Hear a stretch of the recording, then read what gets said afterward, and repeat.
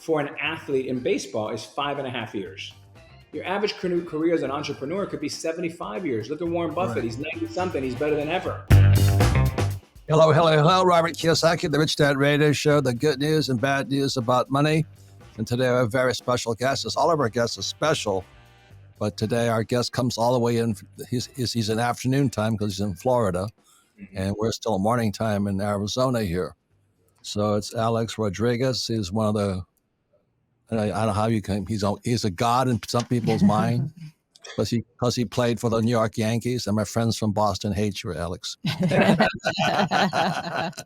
have love for all of them. Alex, hate is too kind a word. Anything you want to say, Kim? Well, it's really a pleasure to have you on the show, Alex. Thank you, and you're such an example for other athletes with what you've done with your career, number one, of course, but then taking it to the investor and the entrepreneur of you and really blowing that up. So I'm excited to talk about your journey. So we're going to talk about today is that, business and entrepreneurship is a team sport. And it's how important the team is, but also the importance of a coach.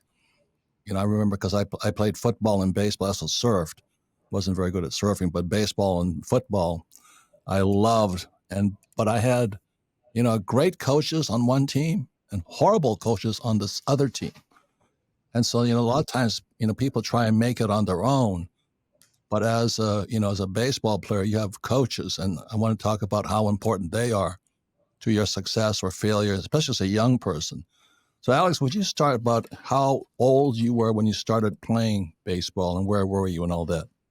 Yeah, so I was, thank you, Kim and Robert, for having me.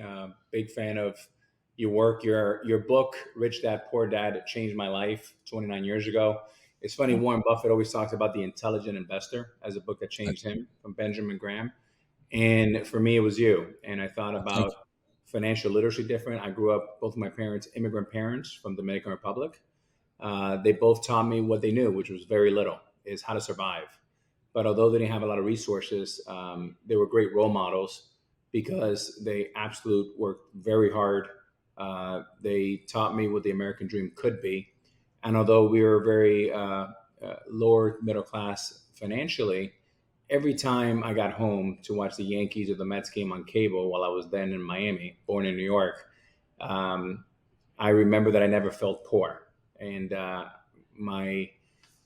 bank account may have said we were poor, but in my mind, I had really, really big dreams, ambitious dreams, and they became clearer and clearer as I got older. And I started playing baseball when I was 3 years old because my dad was a math guy. He was an entrepreneur himself and also a former baseball player. So very young baseball player.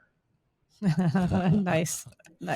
So let's go into how a coach develops, because when I played Pop Warner football. Was starting about 9, and I love the sport. A great coach there, but by the time I got to high school, it gets a little bit more competitive, and we had a coach who played for the Bears, the Bears, and then we had a coach who was just a coach, and I think if not for the professional athlete, his name was Herman Clark. He was one of the Clark brothers way back when.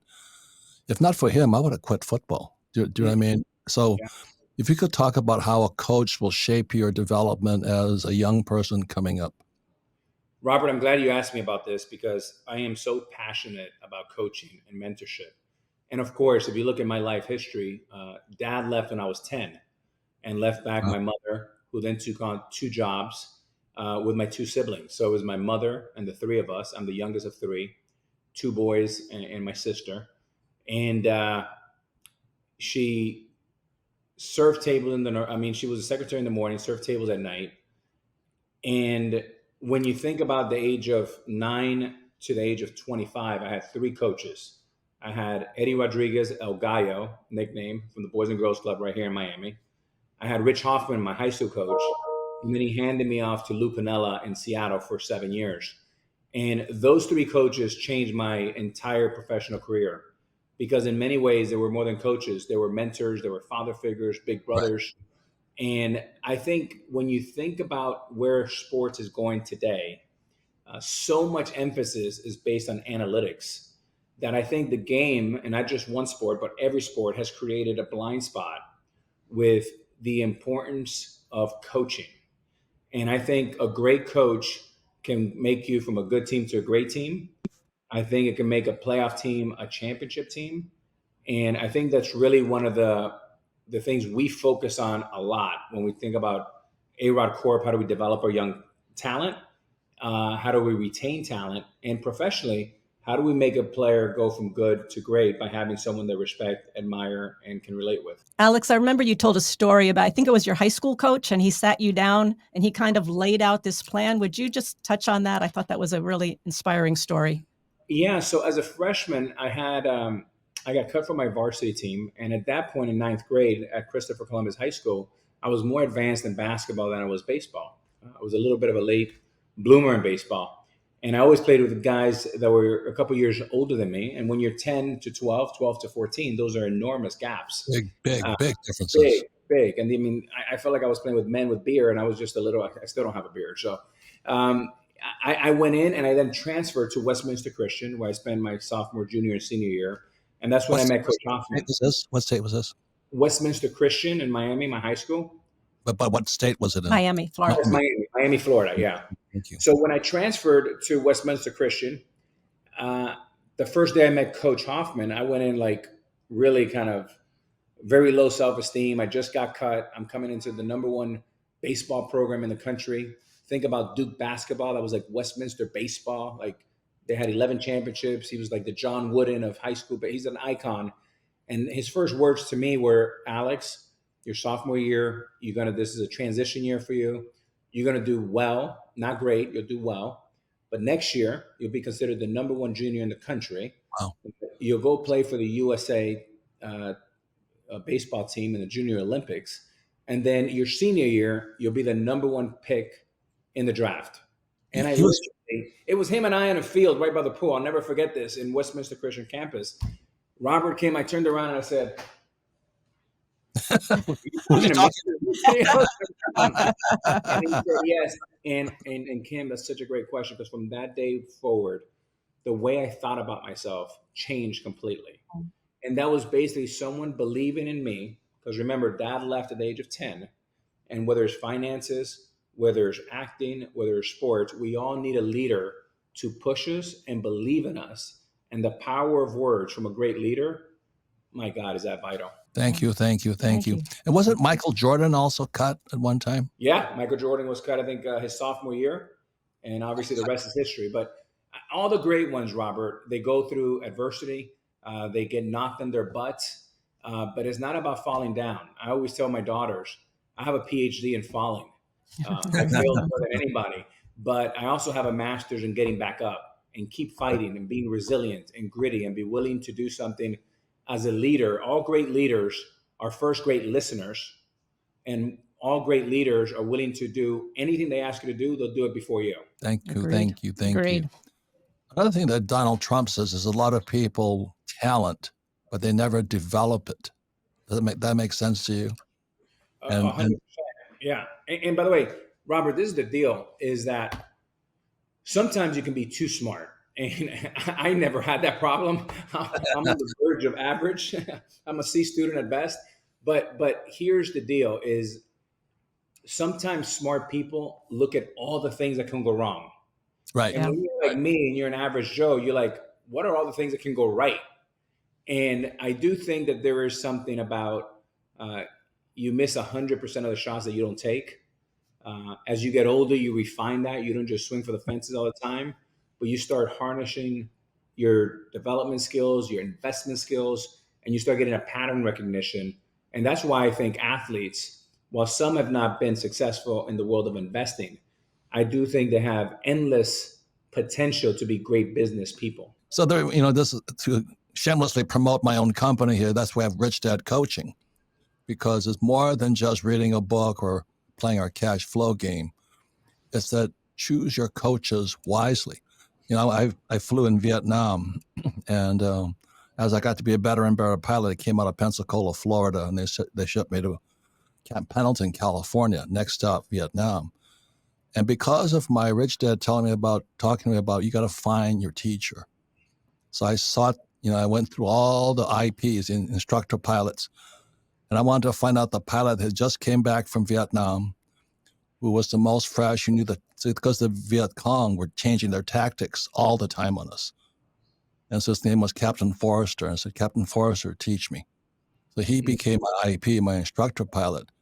And he says, let me tell you, everything they taught you at Pensacola, Florida is bullshit. Now I'm going to show you how to really fly.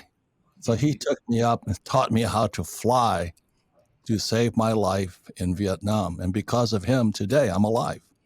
Does that make sense to you? Oh yeah, it's a beautiful story. Yeah. So I also love your story, Alex, about how you started in investing, because a lot of athletes, they have their big paycheck, but then I heard the statistic was like 78% of them are broke after 3 years after they retire. So what prompted you to get to take that step and to start investing? Yeah, that's such a good one. I always say that for athletes, we all have different driving motivation or inspiration. And for me, it was fear. Um, I had two big passions ever since I was 10 years old. I remember sitting with my dad before he left home, and my two dreams was baseball and business, the two B's. And I always wanted to invest into something I understood, something that generated cash flow, something that can appreciate with time, and a great hedge to my baseball career, which I had great W-2 income. And I wanted assets that by the time this, candle would burn off, that this one would light up. And I started small with a $48,000 down payment in a little duplex in Miami, right by where the Miami Heat play. And I sold it for double and so on and so forth. But it was also a scalable business if it worked. So those are the reasons why I invested, because I thought the average Major League Baseball career is 5.5 years. You make 90% of your income from age 20 to 30. And get this, less than 5% of Major League Baseball players, when I played, there was 750 of us, less than 5% have a college undergrad degree. So with those three metrics alone, I was short the stock. And I think that explains partially why some of the players have struggled post careers. What again? Why did they struggle? What was your reason for that? I think because, think about it, Robert, you're better today than you were 30 years ago. Correct. Right? We can never say that about you and your football skills. You're probably a little bit slower. Certainly not as good. But the average career, think about this, for an athlete in baseball is 5.5 years. Your average career as an entrepreneur could be 75 years. Look at Warren Buffett. Right. He's 90 something. He's better than ever, right? Yeah. And so your earning power from age 20 to 30, you make 90% of your lifetime income. Correct. And less than 5% of the players have a formal college education. Less than 5% have a college degree. So I looked at those three numbers, and what it did is scare the crap out of me. And I said, I could be one of those athletes that it's a 78% Kim referred to. So as a result, my defense for that was what I learned in your book. Financial literacy was my armor to defend me against bankruptcy. Thank you. I started buying assets. And my philosophy is, well, if the average career is 5.5 years, if I buy one asset per year, that means when I retire, I'll have 5.5 assets. And I'll pay down debt and I won't go bankrupt. And that was And I love how you did it. You did it exactly the same way that we did it, Alex, is you started small and you just kept doing it, but taking small steps. And I don't know any successful entrepreneur or investor who can sustain their wealth by not taking those small steps and building upon it and building upon the knowledge and the experience. Kim, I'll tell you what, you and Robert, I'm sure have done this, and so many people, Robert, you know this better than anyone. They talk and talk and talk, and you go to cocktails and dinners or little cocktail parties, and someone will say, hey, I'm looking at buying 80 units. I like what you're doing. And then you come back and see them next year, and hey, did you buy those 80 units? Oh, no, we missed it. But I'm looking at 40 units. You come back 2 years later, did you buy it? No, I never did it. And they never make the move. And look, sometimes you're going to fail. But if you're taking calculated risks, and you can learn and just keep moving forward, I always tell investors, you got to get in play. The only way to financially freedom is you got to own more assets and less liabilities. and Right. always generate cash flow. Cash flow is the key to heaven. Amen. There you go. Alex, I can tell you're a team player because we all support each other. That's a big sign of it. So we come back. What Alex is talking about is the earning curve. And today there's a lot of things about the reverse of the interest curves and all this. But the best thing about being an entrepreneur, if you keep making mistakes, your earning goes up. Correct. But if you're a pro athlete, your earnings go down the moment you're too old to play. So we're going to talk today about the earning curve and the problem with school. They tell you don't make mistakes. Mhm. But Alex, one of the best coaches I ever had was him was Costa. And he says, never forget, Babe Ruth struck out more than anybody else. So we come back. When we come back, we'll talk about the power of making mistakes, but your earning curve goes up as an entrepreneur. But as a pro athlete, even the best in the world, as Alex Rodriguez is, there comes a time. But the beauty of being an entrepreneur, having a team, having great coaches, your earning keeps going up. We'll be right back.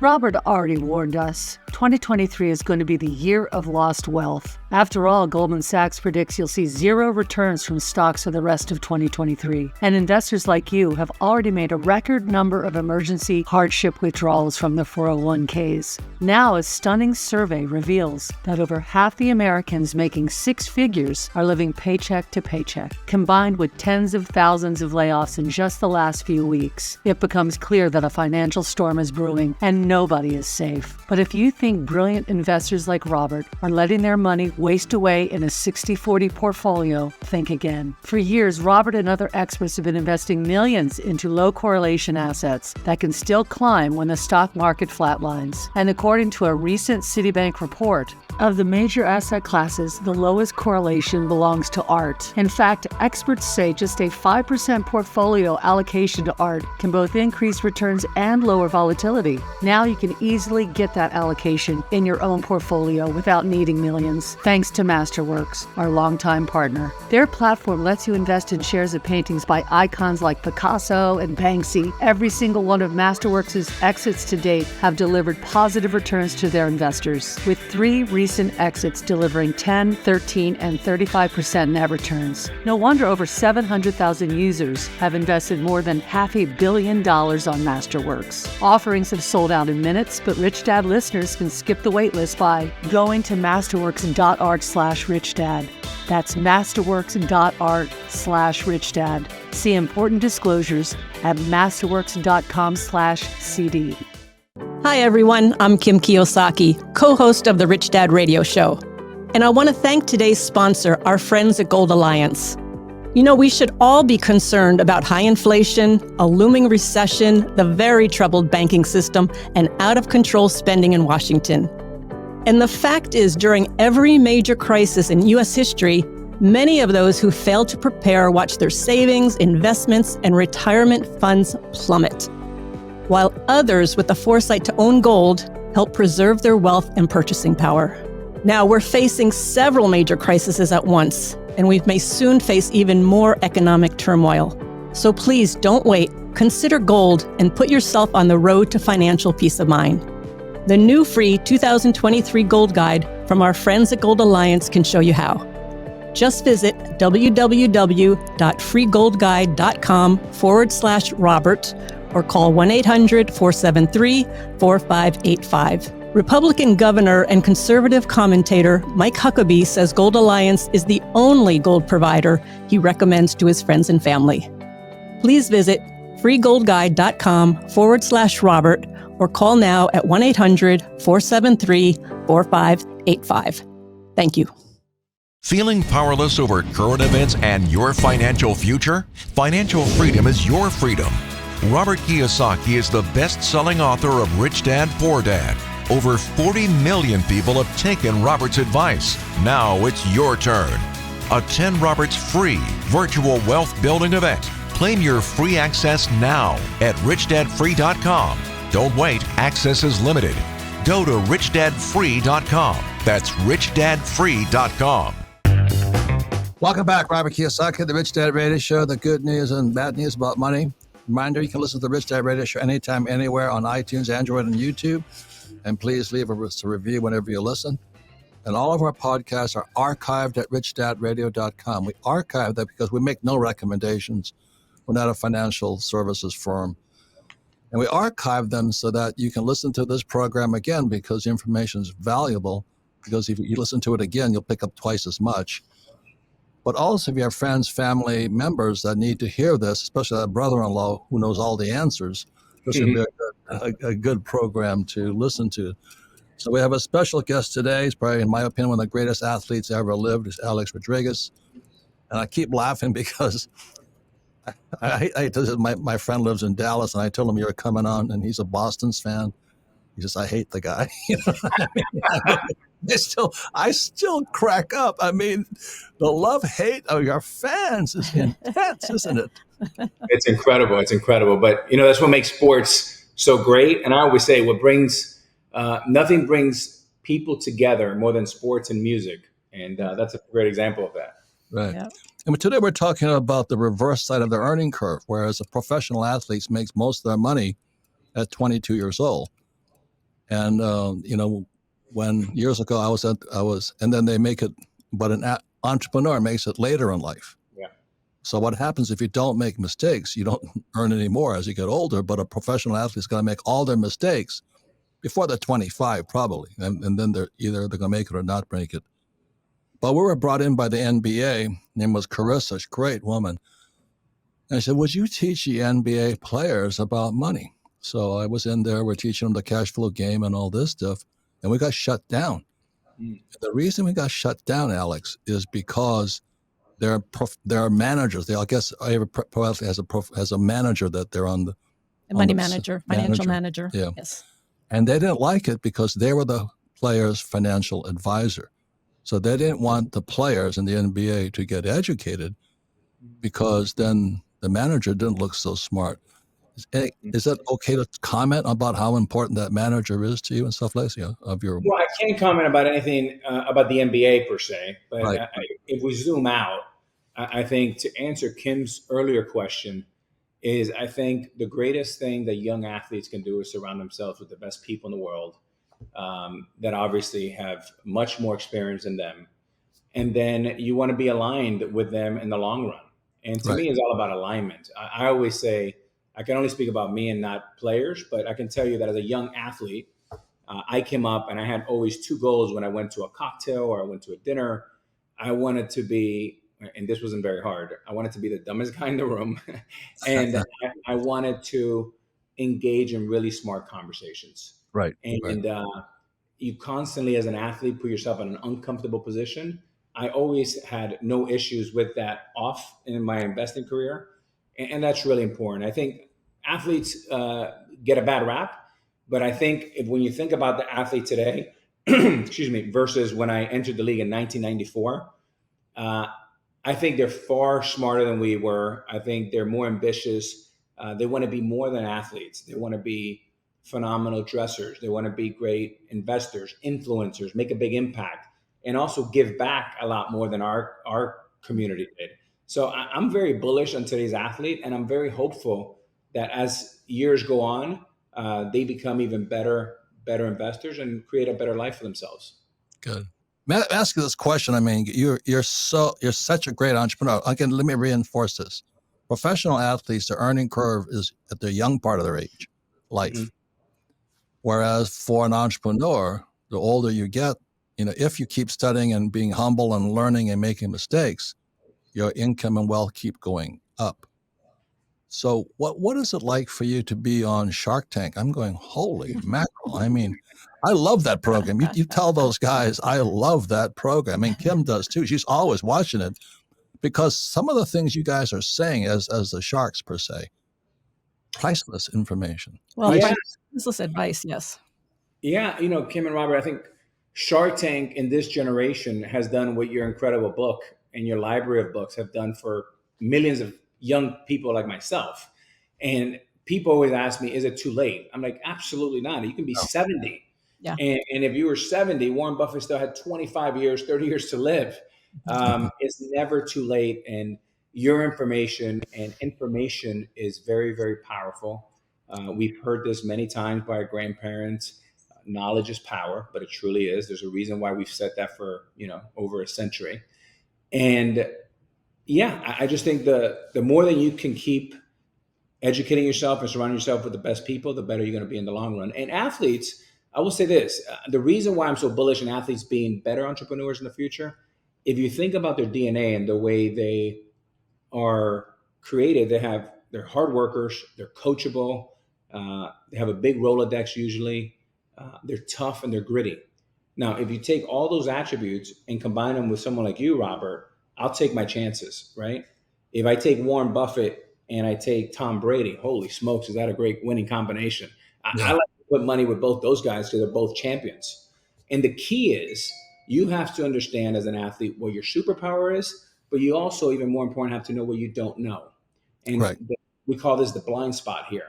And if you can have somebody like a Warren Buffett, like a Robert, like a, John Gray, Barry Sternlicht, one of these icons, and you're connected and aligned, endless potential. But look at, congratulations to you, Alex. I mean, as an entrepreneur, you make it to Shark Tank. Holy mackerel. I mean, I would love to hang out with those guys. Holy moly. I mean, that's why Rich Dad always says it's a team sport.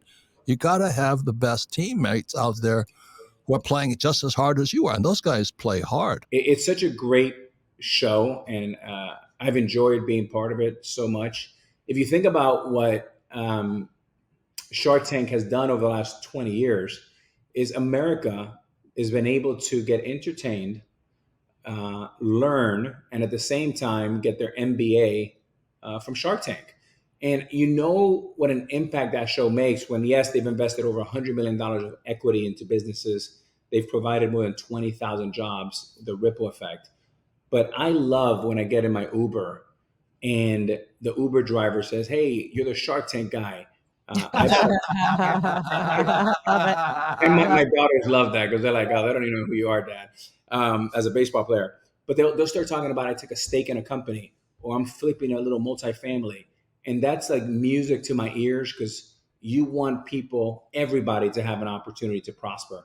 And the only way to prosper is through knowledge and investing. So, yes. So let me ask you this, Alex. You touched on it a bit. So you were on a team, and that team worked very synchronistically. What would you say some of the best pieces of being an all-star athlete? How did that transfer into your success as an entrepreneur and investor? Yeah, I mean, look, never punching in, right? There's no 9 to 5. If you want to be a great athlete, it's 365, 24/7. Right. You have to grind it out every day. I grew up, loving Larry Bird, Magic Johnson, Michael Jordan, Muhammad Ali. These are all phenomenal workers. And here's the thing, Kim, all of them, black belt, fundamentalist. If you think about the greatest athletes or the greatest entrepreneurs in the history, they have the fundamentals locked, right? And they know it at a level that is so sophisticated. And I always say to young entrepreneurs, don't go wide and shallow, go narrow and deep. Right. What are the 1 or 2 things you can be the best in the world at that, or at least, reach 100% of your potential? It's called focus. Follow one course until successful. There you go. So the other thing I want to talk about is that on Shark Tank, there was this, I won't mention their names, but they came on and they wanted to raise $1 million, let's say. Yeah. And so I think Mark Cuban asked him, says, "What do you want the $1 million for?" And he said, "To pay ourselves $150,000 a year salary." And they had this great, I mean, I couldn't believe Cuban's reaction, you know what I mean? But this is the thing I was telling, is that somebody came up to me and they wanted to know if I wanted to buy the Padres, San Diego Padres baseball team. I don't think they were doing that well. But anyway, so I asked my friend who played for the NBA, I said, "What do you think?" And his advice was, he says, "Never invest in a business where the employees make more money than you." Stay away from pro athlete teams. But anyway, there's so many life lessons from sports and, just life. And your thing about the reverse of the earning curve. As an entrepreneur, you can get richer and richer, but as a pro athlete, your shelf life, right? Is that correct? You do. And you have to appreciate, and the way I always thought about it, I always thought about my career as plan for the worst, hope for the best. And what I mean by that is I never thought there was another contract or two contracts or three contracts. Because the truth is, when you study the data over the last 100 years, that contract usually doesn't come. And if it comes, it's usually not as large as you were anticipating. So it's really important, especially in the early days, to be frugal and save as much money as you can, cut down on your expenses, and then be very, very strategic about the first two steps that you make. I'd rather you be a little safer with your capital early, but if you can put some money to work and learn the lesson and let it appreciate, then get a little better next time and take some of that cash flow and then reinvest it in the future, right? It's not get the cash flow and go buy a boat, right? It's get that cash flow and put it back to work. And all the great business people I've been around, whether you talk about Bernardo Arnault, who owns LVMH and is now worth well over $200 billion, is he never takes money out of the business. He just keeps putting it back in. And they own 75 of the greatest brands in the world, from Christian Dior to Louis Vuitton to Laura Piana, Tiffany's, and it's a conglomerate. And the way he did it, Robert, to your point, is focus. And nobody's been more focused than Mr. Arnault. Thank you. And it's funny you say that, because I remember, Robert, when we were starting out, all our friends, we had the small house. We had lived in a nice place, but it was a small house. Everybody, all our friends were buying the McMansions. They were driving the sports cars. And just as you're saying, and they're like, when are you guys going to get the big house? When are you going to get it? We're like, eventually we'll be there, eventually. But to your point, we just that money kept going into investments and into the business. If I have one more thing, is MC Hammer, he's a rap star, I guess. He said the worst thing that happens to you when you become a star is your posse. I mean, everybody is around you. Did you, you have the women, the guys, and all this, and everybody wants to help you spend your money. I mean, is that true? It is, and you have a conundrum, Kim and Robert. The conundrum is that by 25, you're making the type of money that a successful 65 or 70-year-old's making. Right. But you still have the maturity, at least in my case at 25, of a 15-year-old. Yes. And everything's coming at you fast and furious. And you just don't have the experience or the pattern recognition to be able to differentiate between a posse hang-on guy or a person that is it for the right reasons and is bringing value to your life. Because there's nothing wrong with a posse as long as they're making you a better person, if they're helping you make more money, if they're helping you crystallize and achieve your goals. But unfortunately, that posse sometimes is not doing that. And that's when it becomes an issue. Which is a great lead into what we want to talk about next in the last few minutes is the mistakes. The mistakes that we've made and how that is such a key piece to success. Well, I mean, look, I'm the king of that, right? I mean, I served the longest. I thought we were. Listen, some of the most successful people that I've met and I've had the great fortune to spend time with, they've had some major setbacks. With me, no different. In 2014, I served the longest suspension for Major League Baseball history for PED use. It was an inflection point in my life where I was able to take that pause and turn the lens inward and did a tremendous amount of work with my therapist. And for the last 10 years, I look at the suspension as not only the toughest time of my life where I embarrassed myself and my family and really let myself down, but I also look at it as one of the biggest blessings because it gave me an opportunity to learn from my mistakes and do the work that I had to do. I think, since that suspension, things have gone a lot better for me. Thank you for your being such a big man there about your therapist, because Kim knows my therapist is on speed dial. In fact, my quote unquote therapist is at my house right now, and she's going to make a lot of money off of me, because I'm the most screwed up guy I ever met. And the more successful I become, kind of sometimes the bigger mistakes I make. Yeah. Does that make sense to you? Oh yeah. Yeah. And we're a bigger target. And as you get more successful, you have to play a little bit more prevent defense. And I hate that, right? Because Robert, you and I, we like to play offense. We like to be in the attack. We like to teach, but we also like to learn. I always say all great teachers and mentors are great students. Yeah. And I'm learning 24/7. I just turned 48 a couple of days ago, and I cannot when you look back how 5 years, 10 years ago, you go, oh my God, I can't believe how dumb I was and how I looked at the world. And every 5 years I say the same thing. So it's always important as you take your big successes to calm down, take it easy, take it in stride. I've seen a lot of people come and go, but are those who play the long run. The turtle, slow and steady, wins the race. I want to acknowledge you for the thing about you have to have mental fitness too and emotional fitness. And I think that's the thing that gets banged the most in entrepreneur is mental and emotional damage you take, when friends betray you and money is lost and all that. And so that's why we have, her name is Seal. She's at my house right now waiting for me for my next session because I'm the most screwed up guy I know. But but it's also the key to the future. Yeah. Does that make sense to you? You find out what mistakes you made. It's worth everything to have made. That mistake is priceless. And and one of the keys they say to longevity, and I think it's one of the keys to successful entrepreneurship. One is sense of purpose. Second is optimism, but the third is resiliency. How well you come back from a setback. And I think that what you're saying, Alex, is you learned this. You had this thing, this setback, and you took it and took the lesson from it and learned from it. And I think that's what happens with a lot of people, why they don't take that first step in investing or in entrepreneurship, because they're so afraid of making a mistake. But we just look at mistakes as just something we didn't know and something we needed to learn. And then you get smarter. And you get up, everybody gets upset when you make a mistake. So that's what the therapist is for. That mistake is priceless. Yes, you screwed up. Don't waste a good mistake. Hey, Alex, thank you for the time. It's priceless. Congratulations on all your success.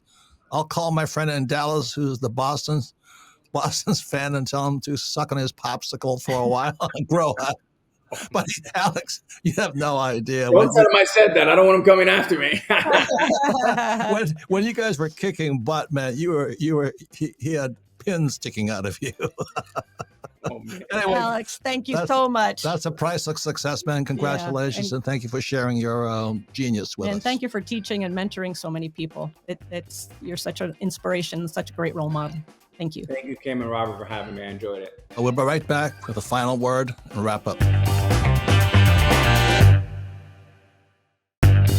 Welcome back, and thank you to Alex Rodriguez for his wealth of knowledge, information, and being so generous with what he knows. I really appreciate it.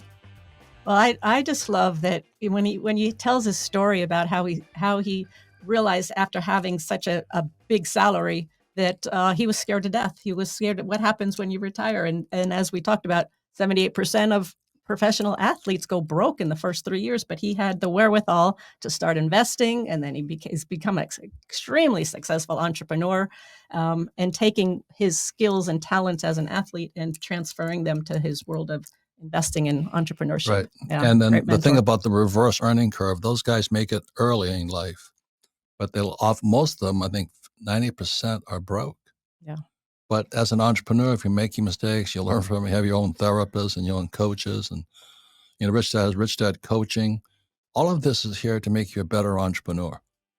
And then you can say, "Well, I don't have the money." Well, you don't have the money now, but what thinks you'll have the money later? So you've got to bite the bullet now. Anyway, I want to thank Alex, and then once again, all of our programs are archived at Rich Dad Radio. We archive it for one reason. We don't make any recommendations. We don't say buy this or buy that. But when you listen to this again, you'll learn twice as much, but more importantly, get your little posse together, listen to it and discuss it, how you can support each other becoming better entrepreneurs. So thank you for listening to the Rich Dad Radio Show. Thank you. This podcast is a presentation of Rich Dad Media Network.